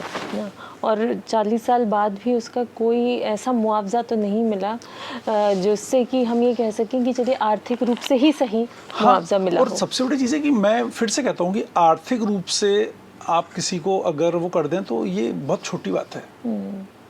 घाटा अर्थ का थोड़ी था, घाटा जिंदगियों का है, उनकी पीढ़ियों का है, पर्यावरण का है सबसे बड़ा। तो वहाँ से लोगों को डिसलोकेट नहीं कहाँ किया करेंगे? गया। कहाँ करेंगे? कितने करेंगे? किस गरीब को कितना करेंगे? पर अभी तक वहाँ से वो फ्यूम्स और केमिकल जो स्मोक्स होंगे या नॉट स्मोक्स बट देन जो रासायनिक कचरा वहाँ पड़ा है, होंगे। आप बताइए कि हमारी क्या प्रतिबद्धता थी, हमारी क्या नियत थी, हमारा क्या प्लान था, हमारी क्या योजना थी, हमारा क्या वैज्ञानिक उसमें दृष्टिकोण था, हमारा क्या उसमें पर्यावरण को लेकर चिंतन था, उसमें क्या हमारा वहाँ का सामाजिक चिंतन था, उसको लेकर हमारी क्या योजनाएं थी, हमारी क्या प्राथमिकताएं थी, हमारी सरकारों की अप्रोच क्या थी उस चीज़ को लेकर? कुछ नहीं था। रहता तो 40 साल क्या होता है? आप दुबई को देखिए, क्या था 40 साल पहले? Even Japan for that matter. हमारा पैसा चलता था, हमारा रुपया चलता था दुबई में। आज दुबई देखिए क्या। तो आपका विजन क्या है, आपकी नीयत क्या है, आपकी प्राथमिकताएं क्या है? ऐसे लोग प्राथमिकता में कहाँ होते हैं? इवन जापान में हिरोशिमा नागासाकी को आप देखिए। जापान का तो नाम ही मैं नहीं ले रहा हूँ, मैं तो अलग, यहाँ के लिए बहुत अलग दुनिया की बात है वो। मैं तो ये बाजू की बात कर रहा हूँ, जो हमारा रुपया लेके, हमारे लोगों को लेके काम किया, जिन्होंने आज कहाँ है वो। तो जब तक आप उस गंभीरता के साथ विषयों को नहीं रखेंगे, सोचेंगे नहीं, और ख़ास तौर पे ये सबसे पहले तय करना ज़रूरी है कि आपकी प्राथमिकताएं क्या हैं। सर, आपने इतने सीरियस इश्यूज़ पे रिसर्च किया है, पर साथ ही आपका एक जो दूसरा पर्सनालिटी है जिसमें आप पर्यावरण से इतना प्रेम करते हैं और पर्यावरण के बारे में लिखते हैं, जो कि वो भी अद्वितीय है। जैसे आपके ये सारे काम अद्वितीय हैं, वैसे वो भी है जिसके बारे में पहले कभी नहीं लिखा गया। जैसे कि आपने जो पेड़ के ऊपर अपनी कविता पुस्तक लिखी हुई है, किसी मनुष्य का पेड़ हो जाना। मतलब एक तो टाइटल बड़े इंटरेस्टिंग होते हैं आपके, यही नहीं मतलब सारे। और अच्छा क्योंकि टाइटल की बात हुई है, तो सबसे पहले तो मैं ये जानना चाहूँगी कि वो जो किताब है आपकी, कि इसका नाम, इस किताब का नहीं, किताब का नाम उसको रखना था। तो मैं पहले भी आपसे एक बार पूछ चुकी हूँ जिसका जवाब आपने नहीं दिया था, तो अभी आपको जवाब देना है कि किसको रखना था। उसको रखना था।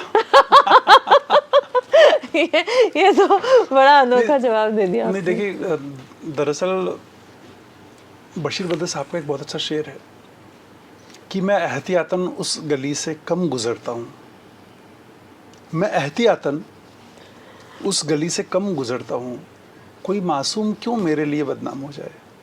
वाह वाह वाह वाह, मतलब ट्रूली इम्प्रेसिव। चलिए, मतलब आपका मैसेज कन्वे हो गया होगा। अगर हमारे थ्रू हुआ हो तो हम अपने आप को बहुत खुशकिस्मत ओह। मानते हैं। वैसे ये बात सही है कि मोहब्बतों में, इश्क में किसी भी किस्म से अगर आप कहीं भी हिस्सेदार हो जाते हैं ना, तो बेहद दुआएं पाते हैं आप। तो आपको दुआएं मिल गई। अरे मुझे बहुत ज़्यादा ज़रूरत भी रहती नहीं, है अब मिल हमेशा गई आपको दुआओं बहुत की। Thank you. तो सर, जो हम इसकी बात कर रहे थे, पेड़ और नदियों की, जो आपने लिखा है, कहाँ से आपको प्रेरणा मिलती है और कैसे आप इतना ज़्यादा इमोशनली कनेक्टेड है पर्यावरण से? ये बिल्कुल वैसा है कि जैसा मैं आपसे शुरू से कह रहा था कि हम अपने अस्तित्व की बुनियादी चीज़ों के बारे में ना एक अलग किस्म की उपेक्षा रखते हैं। हमारा दृष्टिकोण इतना उपेक्षित रहता है। आप एक बार सोच के देखिए कि अगर नदियाँ नहीं होती तो क्या होता है, या पेड़ नहीं होते तो क्या होता है। मैं एक डॉक्यूमेंट्री फिल्म कर रहा था, पानी नहीं है, वैश्विक जल संकट पे ये फिल्म कर रहा था मैं, और इसका संदर्भ वैश्विक था, भारतीय, सिर्फ भारतीय नहीं था। उस दौरान मैंने बहुत रिसर्च किया और फिल्म हमने लगभग तैयार की, और सारी तथ्यात्मकता, सारी प्रामाणिकता, वो सब कुछ फिल्म में आ गया था। लेकिन कुछ था जो ऐसा लग रहा था ये बयान नहीं हुआ, ये कहना था, मैं कह नहीं पाया। तो क्या था मुझे समझ में नहीं आ रहा था। फिर मुझे महसूस हुआ कि शायद वो जो सूखी नदियाँ थी, उन सूखी नदियों से गुजरते समय जो एक आध बूंद पानी की मेरे भीतर रह गई, वो ये किताब बन गई। वाह। एंड उसमें एक कविता है कि किसी सूखी हुई नदी में भी इतना पानी रहता है कि अगर आप सूखी नदी से गुजरते हैं तो आपकी आत्मा भीग जाती है। तो वो सब कुछ था, और मैं लिखते रहा, और वो नदी में तो मैं रुकने नहीं दूंगा। इतना खूबसूरत आप जो लिखते हैं, उसको सोचने में कितना वक्त लगता है आपको? मैं आपको सच कहूँ, मैं फिर से कह रहा हूँ कि सोचना, समझना या ज्ञान, ये सब वैचारिक एक वो है, आपका पहलू हो सकता है, पर संवेदना जो होती है ना, वो अलग चीज़ होती है। मैं नहीं कह रहा हूँ कि मैं बहुत संवेदनशील हूँ, लेकिन मैं ये ज़रूर कह रहा हूँ कि मैं संवेदनशील हूँ। मुझे महसूस होता है, मतलब अगर हम बात कर रहे हैं अभी, और अगर महेंद्र ने हमें कॉफ़ी ला के दिया, तो वो जब आपने महेंद्र को बुलाया और उससे कहा कि महेंद्र तूने कॉफ़ी अपेक्षाकृत कम लाई है, और जो उसके चेहरे का वो जो एक एहसास था ना, वो मेरे पास ठहर गया। अगर मैं वो महसूस कर सकता हूँ तो फिर तो मैं इंसान हूँ, नहीं तो फिर क्या मतलब, क्यों बड़ी बड़ी बातें करना, क्यों आप पेड़ों की बात कर रहे हैं, क्यों आप नदी की बात कर रहे हैं, क्यों आप किसी हादसे की बात कर रहे हैं, क्यों आप 200 साल पुराने उन लोगों की बात कर रहे हैं जो चले गए। अगर हम आज के इंसान को भी महसूस नहीं कर सकते तो समानांतर ये भी है ना। तो मैं कह रहा हूँ आपसे कि गौरवशाली अतीत या ऐसे बड़े आदर्श आपको आज के लिए भी प्रेरित करते हैं। तो शायद वो मेरे पास ठहर जाता है। बस ये शायद यही सेंसिटिविटी होती है एक कवि में, और जो दूसरों में नहीं होती है। हाँ, हो सकता है। जी सर, आपने इतनी जो पर्यावरण के ऊपर और नेचर से रिलेटेड जितनी भी किताबें लिखी, उसमें आपकी फेवरेट कौन सी है? एक माँ को अपने सारे बच्चे अच्छे लगते हैं। जी, एक आपने माई भी लिखी है। माई उस पे, ये नर्मदा जी पे एक किताब है, वो अभी मतलब प्रकाशन की प्रक्रिया में है। नर्मदा जी हमारी आस्थाओं का केंद्र में है, या हमारे संपूर्ण आध्यात्मिक, दार्शनिक, पर्यावरणीय, सामाजिक, लोक संदर्भ, सारा उस सब की जननी नर्मदा जी है। मतलब मध्य प्रदेश के लिए तो नर्मदा जी क्या है, ये कहने की ज़रूरत ही नहीं है।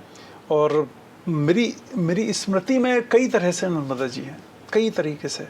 और जब मैं ये लिख रहा था तो मेरे जहन में बराबर ये आ रहा था कि एक बहुत अच्छा तथ्य है, सब जानते होंगे ये, कि मैं पहले ये कहता हूँ फिर बताऊँ आपको। तो मैंने जब वो पढ़ा कि भाई इस ब्रह्मांड की सबसे ज़्यादा जो पवित्र नदी है, जिसमें जो सबसे ज़्यादा पुण्य देने वाली नदी है, वो गंगा, माँ गंगा है। उसमें लिखा है, हमारे वेदों में लिखा है कि जब गंगा भी प्रदूषित हो जाती है तो वो स्नान करने नर्मदा जी में आती है। अच्छा, ऐसी नदी।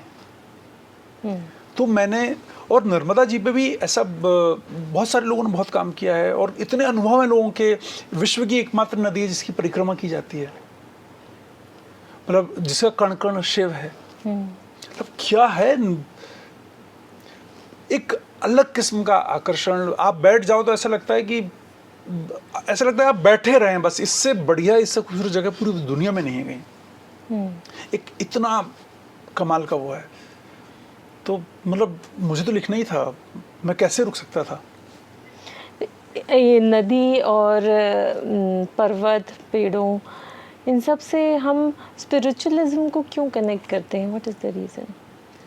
इसके अलावा कहाँ है? हर वहाँ पे हर उस जगह शुद्धता है, सरलता है, प्रेम है, शांति है, जहाँ पे प्रकृति है। हम किससे बने हैं? यही 5 तत्व तो हैं।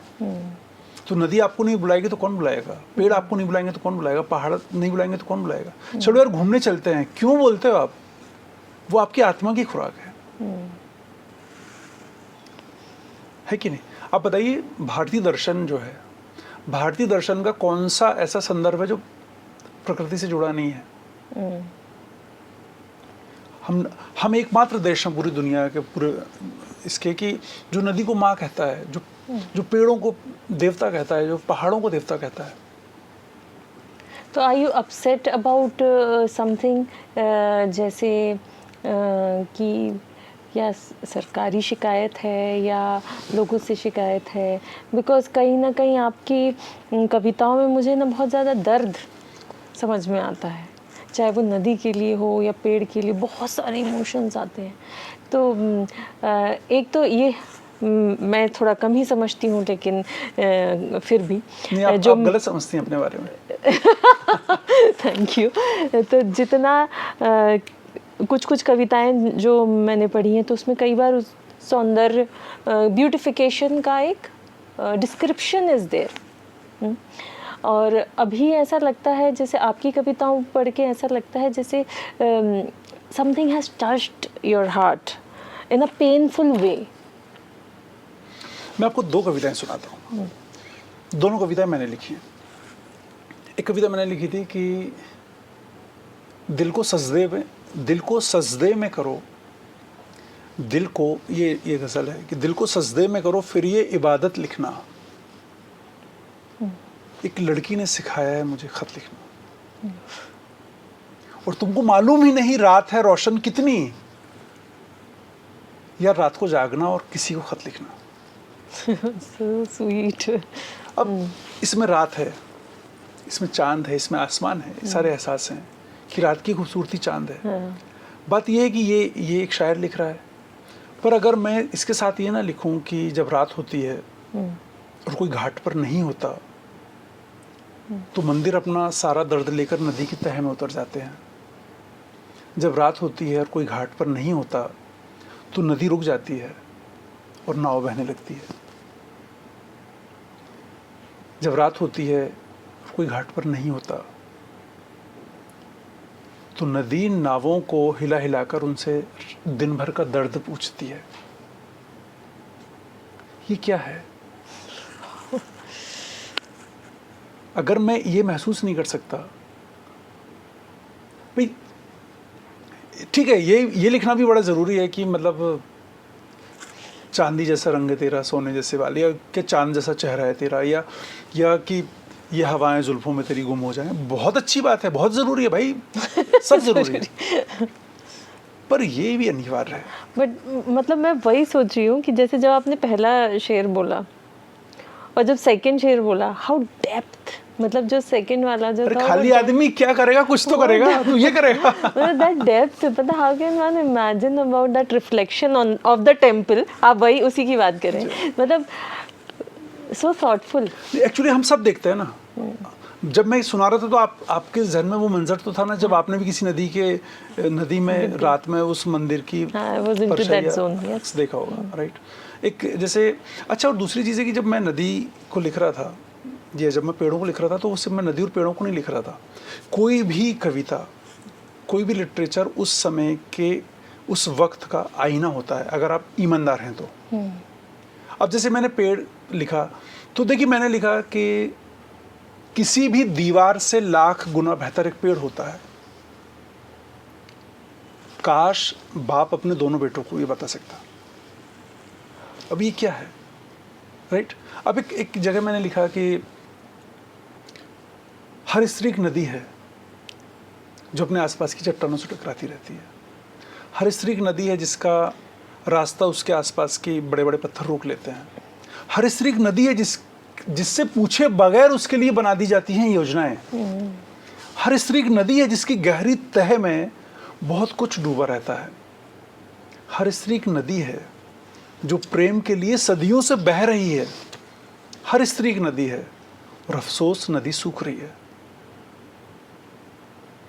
अब बताइए किस लड़की का, किस औरत का जीवन इसके आसपास से नहीं गुजरता? ऐसी कौन सी लड़की है, ऐसी कौन सी औरत है इस ब्रह्मांड में जिसने एक वो कदम पीछे नहीं रखा जो आगे रखना चाहती थी? उसकी वजह मैं हो सकता हूँ, उसकी वजह उसका प्रेमी हो सकता है, उसकी वजह उसका पिता हो सकता है, उसका पति हो सकता है, उसका भाई हो सकता है, पर है। इसलिए मैंने एक जगह लिखा कि अगर तुम चट्टान हो तो ऐसी चट्टान बनना कि तुम्हारे करीब से एक नदी बहुत मोहब्बत से बहती रहे। तो अब ये नदी का संदर्भ है, लेकिन इसमें समाज है, इसमें आज की सामाजिकता है, इसमें आज का यथार्थ है, इसमें आज की पीड़ा है, इसमें आज की प्रसन्नता भी है। तो क्या है इसका आपका, इसमें जो मुझे एक सेंसिटिविटी दिख रही है टुवर्ड्स द वुमेन, है ना, इसका क्या रीजन है? एक नज्म सुनाता हूँ, इसी किताब की है कि इस ब्रह्मांड के सबसे सुंदर रास्ते वे हैं जिनसे होकर एक नदी गुजरती है। स्केच आपके जहन में आ जाएगा। हाँ। इस ब्रह्मांड के सबसे सुंदर रास्ते वे हैं जिनसे होकर एक नदी गुजरती है। एक नदी मेरे भीतर से भी गुजरती है, वो तुम हो। हाँ, तो इतना ब्यूटीफुल कैसे लिख पाते तो हो? My God. अच्छा हुआ, मतलब मैं ये जो कविता है जिनको किताब का नाम रखना था उनको डाइवर्ट करी हूँ, और मैं मतलब इमेजिन अगर मैं I can feel so much, तो यू नो अगले को कितना डीप मैसेज गया होगा। एंड दिस इज ब्यूटीफुल यार, मतलब आप शब्दों के साथ जो खेलते हैं और जो मैं कोशिश कर रहा हूँ बस, और मतलब एक तरह से आप हिप्नोटाइज कर लेते हैं। आपको पता है कि नहीं ये बात? नहीं, आपने बताई, शुक्रिया। अब मैं इसका प्रयोग करूंगा ना आगे। हाँ, वो इमेजिन वो तुम हो जो इतना तेज लगा मुझे। मैंने कहा कि बताइए, मतलब यदि मतलब इतना ज़्यादा बोलना, इतना डीप बोलना, इतना गहरा बोल देना कैसे, मतलब that is so beautiful, amazing it is. और सर, जो आपकी और जो कि कविताएं हैं, उनके आने वाली कविताओं के बारे में भी हम जानना चाहेंगे, जो किताबें हैं जिन कविताओं की। नज़्में हैं, नज़्मों की किताब है। इसके बाद कुछ अभी मेरी एक किताब और आ रही है जो पोइट्री है, यार पापा। अच्छा, यार पापा। यार पापा। यार पापा, जाहिर सी बात है, नाम ही आपको गवाही दे रहा होगा कि मेरे पापा की मोहब्बतों के नाम है। वाओ। क्योंकि मुझे लगता है कि जो थोड़ा बहुत मेरे में जो भी है, जितना अच्छा है, सब उनका है। वाह, वेरी ब्यूटीफुल। तो इसका क्या वैसे और कुछ कॉन्सेप्ट आप हमें बताना चाहेंगे? हाँ, इसमें भी नज़्में हैं, और इन नज़्मों में भी अमरवाड़ा है, मतलब मेरा गांव है, मोहल्ला है, पगडंडी है, और वो नीम का पेड़ है। वो नीम का पेड़ है, यकीनन वो नीम का पेड़ है, वो नीम का पेड़ है। वो मुझे भी बहुत पसंद आने लगा है। ओ हो, क्या बात है। कहीं ना कहीं मुझे लग रहा है कि मैं उसको इमेजिन कर पाती हूँ जब भी आपको देखती हूँ। ओहो, क्या बात है। और ये देखिए, इसको दुआ कहते हैं, जानती हैं? जब आप किसी की रचनात्मकता से जुड़ जाते हैं ना, तो आप दरअसल उस रचनाकार को दुआएं दे रहे होते हैं और बेहतर करने की और बेहतर लिखने की। तो आपका बहुत बहुत शुक्रिया। और यकीन जानिए, अगर कभी ऐसा हुआ कि मैं वहाँ उस पेड़ से मिल पाई, तो मुझे ऐसा लगेगा कि मैं इसे पहले से जानती हूँ। ओह, क्या बात है। बहुत ये नज़्म है जो आपने भी कही। अब दरअसल ये नज़्म है। अच्छा, मुझे तो ज़्यादा ज्ञान नहीं, लेकिन जो मैंने फील किया वो मैंने आपको बोला, क्योंकि जब मैं आपसे बात करती हूँ तो मुझे वो एक तरफ वो समझ, एक मेरे कहीं ना कहीं एक बैकड्रॉप में रहता है कि हाँ वो पेड़। बहुत बढ़िया बात है। तो जी, तो मैंने जो भी लिखा या मैंने जो भी फिल्म बनाई, मैंने कोशिश की है उसमें कि मैं बहुत ईमानदारी से अपने आसपास को ईमानदारी से बहुत साफ गोई के साथ सामने ला सकूं। क्योंकि जो मिलावट होती है ना, जो स्मार्टनेस होती है, जो कलाकारी होती है ज़्यादा, जो दिमागदारी होती है ना, वो कनेक्ट नहीं करती। वो कनेक्ट नहीं करती। बहुत बड़े बड़े शब्दों के साथ मैं बहुत बड़ी बड़ी बातें कर लूँ ना, वो मज़ा नहीं आएगा उसमें, आपको भी नहीं आएगा, मुझे भी नहीं आएगा। पूरा एनर्जी उसको समझने में ही हाँ, लग जाएगा। ऐसा लगेगा कि हमको पता है भाई तुम क्या कह रहे हो, और हमें भी पता है कि हम क्या सुन रहे हैं। पर जब आप मन से बात करते हैं ना, संभव है आपके शब्द लड़खड़ाएं, संभव है आप ठहर के बोलें, पर वो उतरता है। आपको सुनने के बाद कोई वाह नहीं बोलता, आपको सुनने के बाद वो आहा भरता है, खामोश हो जाता है। फिर सोचता है यार ये तो मेरी बात है यार, ये तो मैं भी जी रहा हूँ, ये तो हाँ, ये तो वो है यार, यही वाले तो शब्द हैं, यही वाली तो बात है, यही वाला तो मंजर है, यही वाला तो जिक्र है, यही वाला तो इश्क है। है कि नहीं? बिल्कुल सही। अब एक छोटी सी बात है कि एक नज़्म है मेरी, बहुत सादा सी नज़्म है, और वो नज़्म ये है कि कल मैं जिसका जिक्र कर रहा था कि चलो एक भाषा बनाते हैं दोनों मिलकर। अगर तुम मुझसे नाराज़ हो जाओ तो मेरे गले लग जाना, और नाराज़गी मिट जाए तो गले लगे रहना। How beautiful। चलो एक भाषा बनाते हैं दोनों मिलकर। अब इससे ज़्यादा सरेंडर क्या हो सकता है, इससे ज़्यादा और क्या हो सकता है? चल भाई, एक नज़्म मेरी, नज़्म मुझे पूरी याद नहीं है कि बताओ कब की है तुमको जीतने की कोशिश मैंने, मैं तो आज भी तुमसे हारना चाहता हूँ पगली। याद है वो लुका छिपी का खेल जिसमें हर बार तुम्हारी पहली टीप मैं बना हूँ, कितने दाम दिए हैं तुम्हारे हिस्से के मैंने, और बताऊं तुम्हें अपनी हारों के किस्से। वाओ। वाओ। अब ये नज़्म हो सकती है, लेकिन ये सबका जिया हुआ है। So cute and so innocent yet so sensuous। मतलब ये कमाल है आपका। Thank you। सर एक्चुअली क्या है, मैं आपसे और बहुत बातें करना चाहती हूँ, and I think this one episode is so less to do so. और तो मैं चाहूँगी कि आप दोबारा से हमारे शो में आए, बिकॉज मुझे भर के जो मेरे अंदर जो बातें आ रही हैं, ये अच्छा है, अधूरा छोड़ देना बहुत अच्छा है। वो जिंदा रहा है, बता तो अच्छा है, इसी बहाने दोबारा जल्दी मिलेंगे। बिल्कुल। और मैं तब पूरी कोशिश करूँगी कि मैं अपनी भड़ास निकालूं, क्योंकि मैं इतना सारा डिस्कस करना चाहती हूँ, एंड आपके अंदर कितना कुछ है विच आई नेवर रियलाइज्ड। नहीं, दरअसल ये आपका बड़ा मन है जो आप ऐसा कह रही हैं, पर सच ये है कि कोशिश कर रहा हूँ मैं, और अगर कहीं मेरा लिखा हुआ, मेरा बनाया हुआ कहीं पहुँचता है, किसी को छूता है, तो वो है जो उसका है, क्योंकि वो शायद मैं कह पा रहा हूँ और वो महसूस कर रहा है। तो क्या बात है, इसके अलावा कुछ नहीं है। क्या बात है, क्या बात है। Very beautiful. क्योंकि आपकी जब कविताएं मैं पढ़ती हूँ तो कहीं ना कहीं मैं उससे रिलेट कर पाती हूँ। मुझे लगता है मेरे लिए कह दी या मेरे लिए लिख दी। क्या बात है। तो मुझे लगता है कि सब शायद कनेक्ट कर पाते होंगे। बिल्कुल। Sir thank you so much for coming to my show, and हम जल्दी आपके साथ दोबारा भी मिलना चाहेंगे। अपना बहुत ख्याल रखिए। एक बात ज़रूर कहना चाहता हूँ कि आपको पता है, हर आवाज़ का नाम नहीं होता, हर आवाज़ का चेहरा नहीं होता। आप इस लिहाज से खुशनसीब हैं कि आपके नाम का, आपकी आवाज़ का नाम भी है और चेहरा भी है और उसकी खुशबू भी है। तो इसको बरकरार रखिए। आपकी पूरी टीम को, आप सभी को बहुत बहुत शुक्रिया कि आपने इतनी देर तक मुझे सुना। Thank you sir, thank you so much. Thank you.